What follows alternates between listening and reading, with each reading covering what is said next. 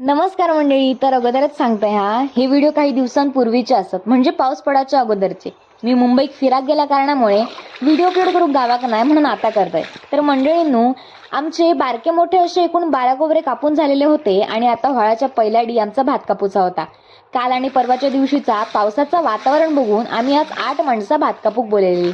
म्हणजे कसा ना, जर ह्यो पाऊस पडलो तर आमचा हातातोंडाशी इलेला सोन्यासारख्या भात वाया जायत ना हो. इल्या इल्या आधी कामगारांका चाय दिलंय आणि मी आणि पप्पा पण आपापल्या कामाला लागलो. आता आमचे शेवटचे 9 कोपरे कापूचे रवलेले. आम्ही येऊच्या आधी ह्या माणसांनी 3 कोपरे कापल्यानी आणि झोडूक पण घेतल्यानी. मंडळीनो, काल माझ्या हातात ना काळो कुसुंड लागलो, म्हणून आज मी हातमोजे घालून भात कापूक लागले. दुपार होईपर्यंत आमचा बराचसा भात झोडून झालेला होता. त्या लगेच भरून घेतला, कारण या पावसाचा काय खरा नाही ना. जेवणाचा टाइम झालो तसं आम्ही सगळेजण जेवूक बसलो, थोडा वेळ विश्रांती घेतली आणि परत भात कापूक लागलो.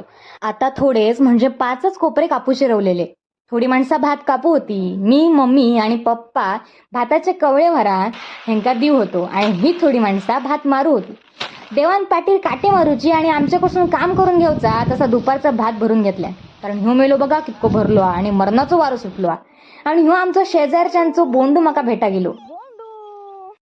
बाबू, ए माझी काळू, माझी बोंडू ना तू, बोंडू आहे ना तू, माझी बोंडू. जवाड्याकडे जा, पाऊस येतो. आणि खराच मंडळी, हो पाऊस वाटायला लागलो. कसा बसा पटापटा मारलेला भात होता आता भरून घेतला आणि वाड्यात धरान ठेवला. आता या पावसात काय काम करतले सांगा. मग इलेल्या कामगारांका आम्ही घराकडे सोडूक गेलो. त्यांका घराकडे सोडलो आणि आम्ही आमच्या घराकडे येलो. तर मंडळी, असं होतं माझा आजचा दिवस. आता भेटाया पुढच्या व्लॉग मध्ये, नक्की बघा.